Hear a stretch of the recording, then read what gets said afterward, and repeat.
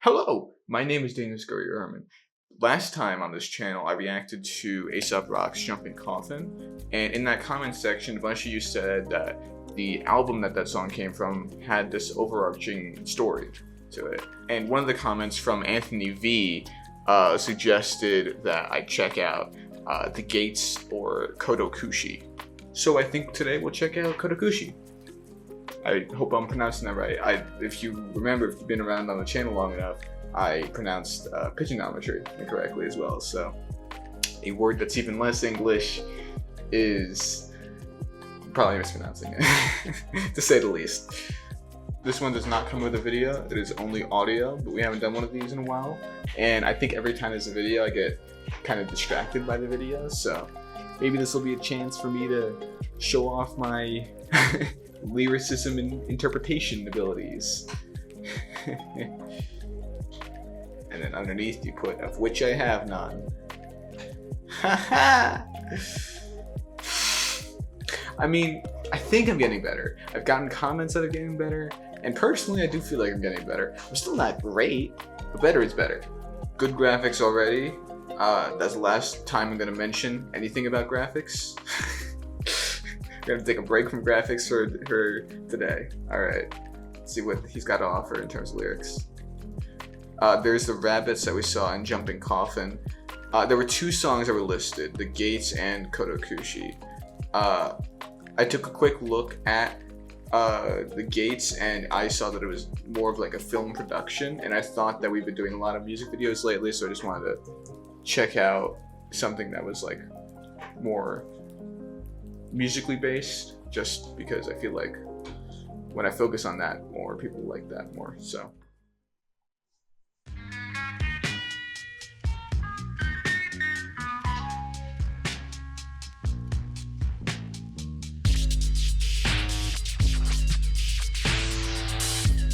and I'm actually going to be able to comment on the music now. The blend of instruments here is phenomenal. It's something that Aesop Rock is, I don't know about unique, but definitely gifted in. The different genres that he's mixing here just in these like first 12 seconds is like this slow starting beat, and then he adds like the that. I don't know how to describe any of this. This is all semi-new to me. But the different blend of genre that he always manages to do, is always so interesting to me. And also cool light spiral. Yay. I promise I'm going to stop talking about the graphics.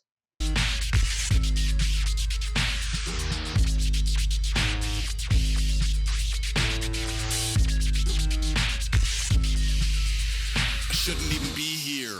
Mum's the word. I burn down the house. I gum up the works. I'm the wrong vibration. I summon the earth. When the cups break, better make enough of the cure. I go proto-human. I'm so unruly. Architect of my Kodokushi on guard. Hop in the box of chopped arms on the blocks beyond the pop art stockyard. Got a red bone. Huh. Yeah, I'll break all this down line by line, but I really like this whole theme of the undead. I don't know where this comes in the track list of the album, but this whole theme of like breaking chains and that whole thing, and this idea of the extraplanar supernatural down below, so I don't know how to describe it beyond that, but this weird is a good coverall, creature of this evil dimension facing this bestial aspect, this very human, not human, but very Terran, I guess, creature, a deer, as usually a sign of innocence, and this is a very clear sign of like evil, whether that's undead or demonic or something like that. I shouldn't even be here. Mum's the word. I burn down the house. I gum up the works. I'm the wrong vibration to summon to earth. So again, undead evil force. He's sticking with that metaphor. When the cuffs break, better make enough of the cure, which could be some sort of undead plague. I go proto-human. I'm so unruly. Again, undead metaphors. Architect of my Kodokushi. Let me see what Kodokushi means, because I feel like that's going to be important if that's the name of the song. lonely death or solitary death, if I can trust first post, where individuals die alone and the deaths go unnoticed for extended periods. I forget if it was China or Japan, where there was a story about this like old man who died, who was getting retirement like checks, and the family hid his death so that he could keep getting money, because that was the only money that they could have to provide for themselves. Officials came to award him being one of the oldest men in Japan, and they found that he had died. But Kodokushi is lonely death, architect of my lonely death, which again playing into this undeath sort of unspecial life. He was so unworthy of life that his unfinished business relates to his unworthy life. On guard, hop in the box of chopped arms on the blocks beyond the pop art stockyard. Yeah, I really like his blend of how he creates undeath into a symbol, which we see him do a lot in this album specifically. Chopped arms on the blocks beyond the pop art stockyard. Got a red bone right to the inside. I can turn a rib cage into wind chimes. You don't want to engage, kiddo. It's a bird and a bear. It's a whirly bird, nervous in a surface to air. I lost count. I really like, of course, this is how I came across him initially, but I really like his relationship to animals and how he uses them as like symbolic references for all of his ideas. Even when he has this overarching theme of undeath, he makes sure to come back to animals and sort of show how they relate to this grander idea. And I always like that. It really earns him the name Aesop Rock. The cooks, every coward and crook, any memory a semblance of a night of the woods, some two unrubbed elbows well in the weeds, even a good eye couldn't find the edge of my seat. Oh, potpourri. I'm really liking this musically. I think that this is one of the better songs that I've heard of his, musically at least. I don't think I'm far enough to judge lyrically, but I really like the beat of this and the blend of instruments he's using. If you ask me to identify any of them, I could not, but I am not a musician. I'm a writing major, so I'm gonna do what I'm not just gonna say I'm gonna do what I'm qualified to do, but I'm not exactly qualified to do it. I'm just gonna do it because it's the closest thing that relates to my specific set of abilities. Got a red phone right to the inside. I could turn a rib cage into wind chimes. You don't want to engage, kiddo. It's a burden to bear. It's a whirly bird, nervous in the surface to air. So you don't want to engage, kiddo. It's a burden to bear. Is this idea of setting himself up as this cartoony antagonist? This idea of like, oh, you don't want to face me, kid. You know, upstart sort of. I'm evil. I'm a foreboding foe that you had to fight. That you had to face. This archetypal, fantastical villain, and that's what he's setting himself up as, to desensitize himself to the deeper parts of life that he doesn't want to acknowledge, because he is now being undead, can't acknowledge it because he's so far removed from life that he can't re-enter life to resolve any of this.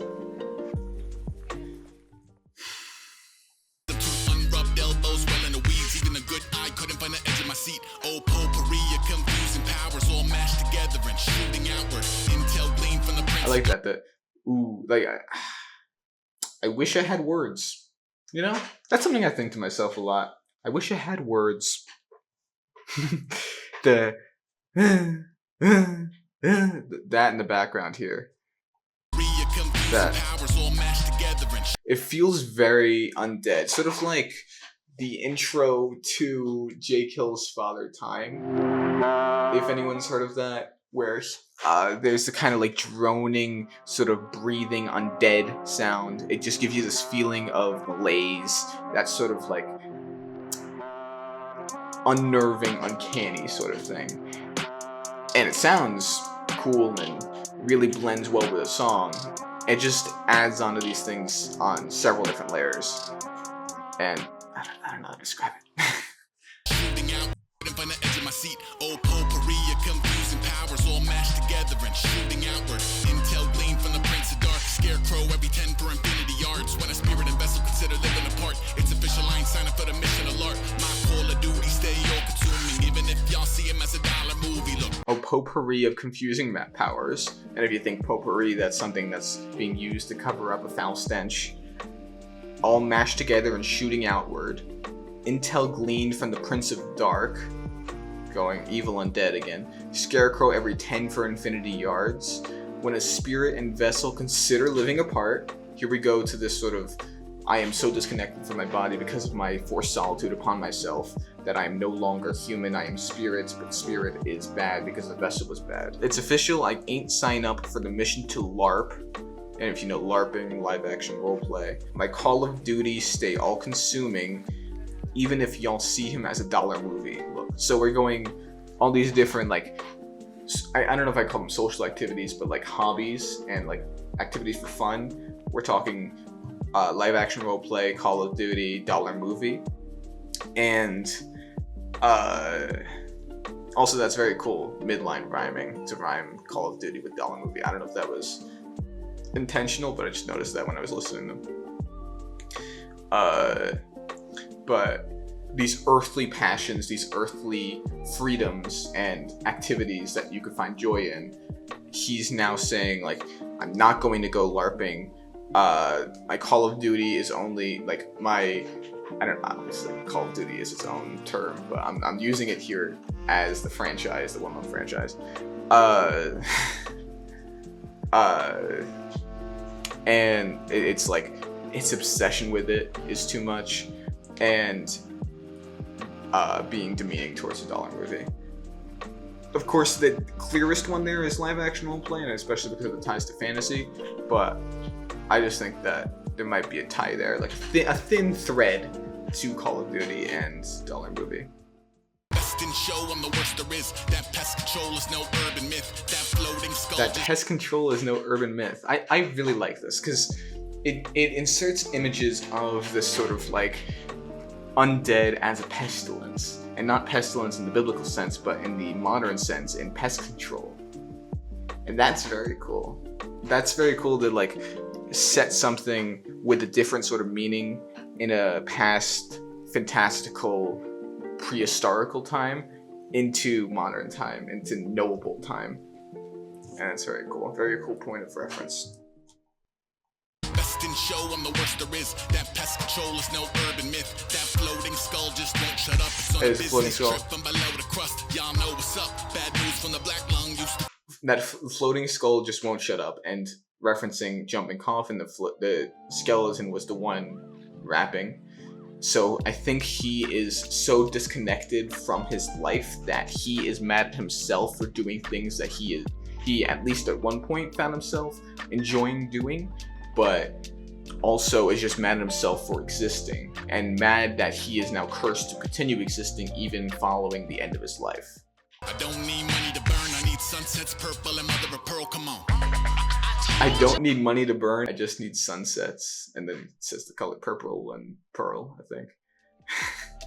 That's very cool because, again, it's not talking about these earthly, wants, like, oh, I need material items, I need, wealth. He wants the beauty of nature, which, again, is this flaming skull being confronted with this beauty of nature, this doe-eyed deer.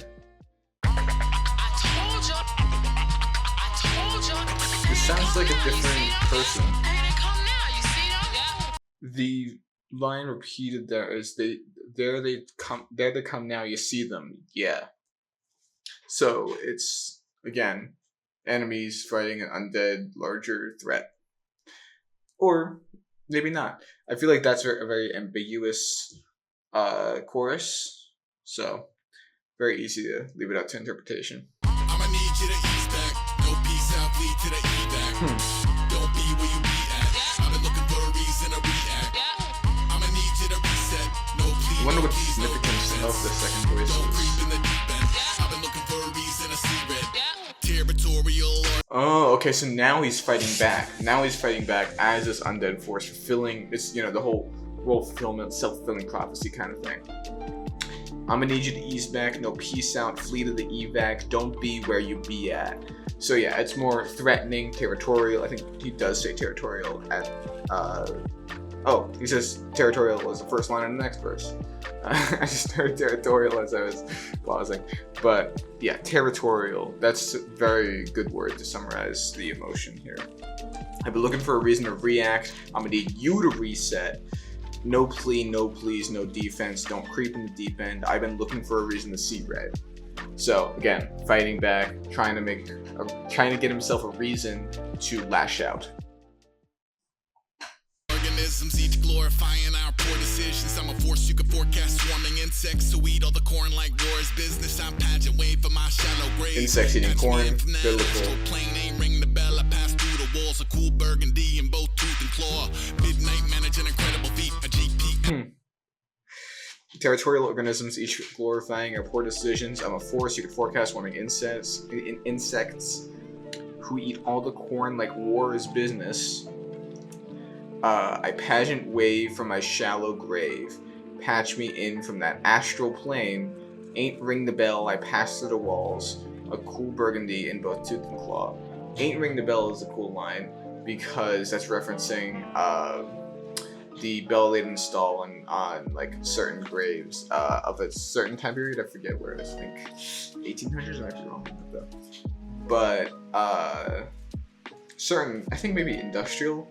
In certain area of England, there's a lot of not many advancements in medicine, which probably means it was probably pre-1600s.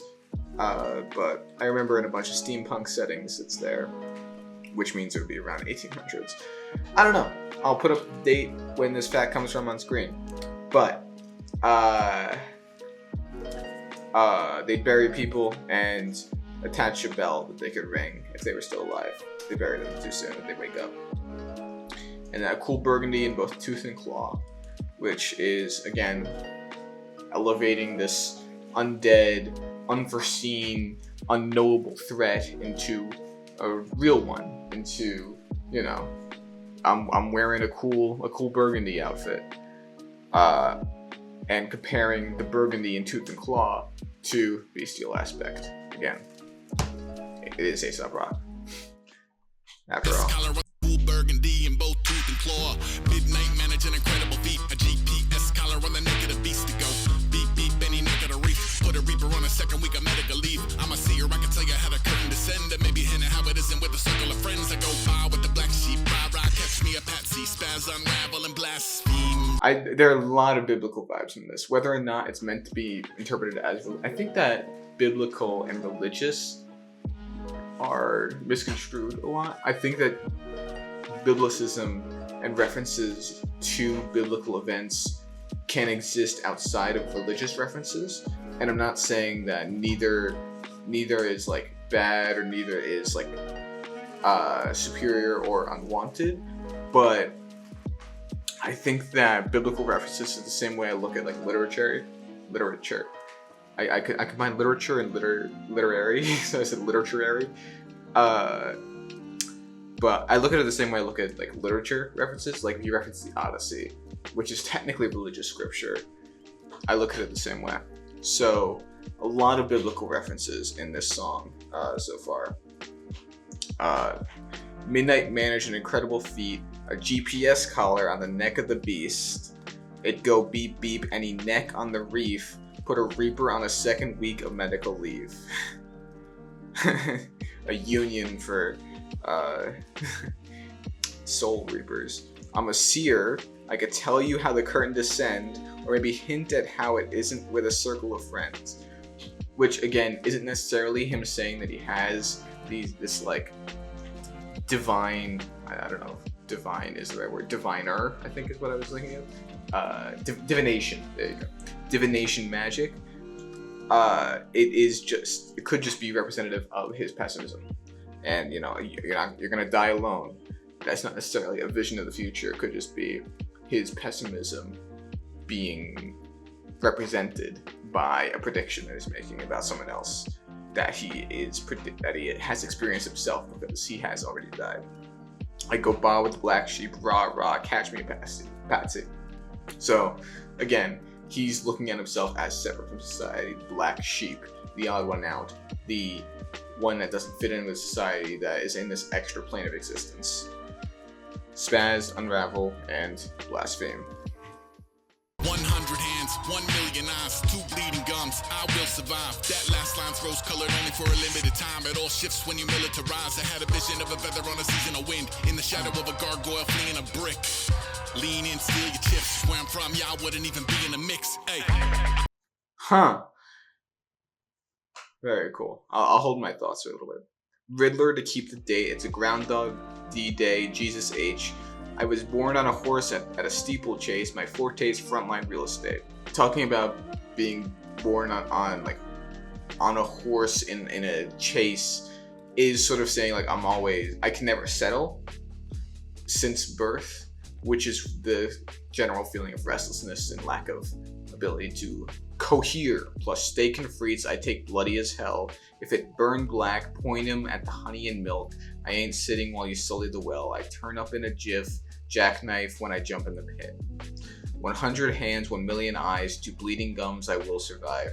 That last line's rose colored only for a little limited time. It all shifts when you militarize. I had a vision of a feather on a seasonal wind, in the shadow of a gargoyle fleeing the brick. Lean in, steal your chips. Where I'm from, y'all wouldn't even be in the mix. I feel like these two verses are very similar to these themes that we've been seeing so far, and are sort of furthering that idea. But these last 2 lines specifically are relating to this character's upbringing specifically, and I really like the way he describes that, where it's like, where I'm from, y'all wouldn't even be in the mix. It's sort of like saying like, yeah, I would steal from you, but you wouldn't even be there. That sort of thing. And it's a very cool way to describe that. I've been looking for a reason to react. I'ma need you to reset. No plea, no please, no defense. Speaking of mythology, also I realized that I told you there they come now, you see them. That was the pre-chorus, and the verse after that was the chorus. I had that confused, but you see here, if anyone knows Norse mythology, there's snake at the root of the tree. I won't get into that whole thing, but if he's talking about extraplanar entities, I feel like the idea of Yggdrasil is very clear connection there. But since there's nothing specifically in the song related to that, I don't think it's worth talking about. But just, it's cool imagery to have. Don't creep in the deep end. I've been looking for a reason to see red.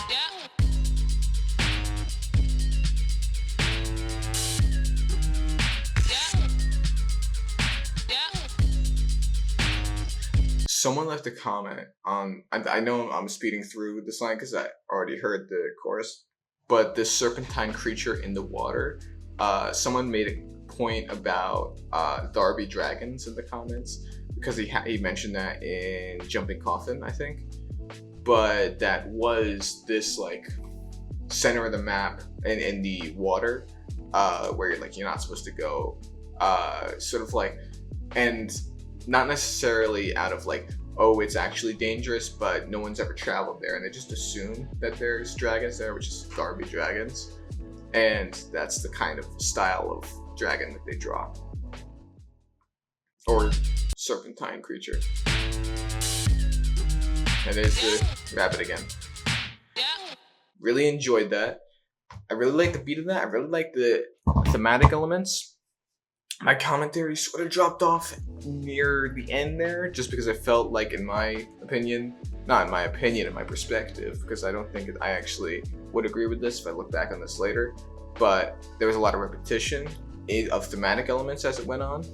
And I think if I were to re-examine these lyrics, I would sense more things, but I think it would be inauthentic to go back through and say like, oh yes, I noticed the multitudes of this, I know everything there is to know about the song. That was my first reaction to the song. Let me know what you guys think about the song. What did you like about it? I like reading these comments just because I like the different perspectives that they provide, and you can also sort of grade them on the popularity, or like popularity at least in how held these opinions are by others, by how liked they are. So this guy says, I love the line, it's a whirly bird nervous in the surface to air. show his insane encyclopedic knowledge of everything. Whirlybird is a nickname for a helicopter, and surface to air is talking about surface to air missile defense systems, or SAMS. Even a fighter jet is threatened by SAMS, but he mentions a helicopter, which is much less likely to survive an encounter in the SAMS radius. I could not have known that in any world. So these are the comments that I love, that I just like, wow, I would not have known that. I am shocked that he goes into that much detail. But honestly, at this point, should I be shocked? Because we all know who this guy is. We all know the level of skill that he has. And yeah, he just knows a lot about a lot of things. That's amazing. It's a Whirlybird nervous in the surface of air. In the surface to air. That's really cool. There we go. I knew that one. I didn't know that one off the top of my head, but I knew it because I looked it up. Haha. I feel smart, even though I just Googled. And I could still be wrong. But 56 people agree with me. So, hey. A lot of the comments seem to be agreeing with me. Except this one, which came out of complete left field. Thank you, sir, for understanding fighter jets. Anyway, that's my reaction to Kodokushi, which I still feel like, even though he said it in the song, I still feel like I'm butchering. Let me know what I should do next. But that's all from me. So until next time, adieu.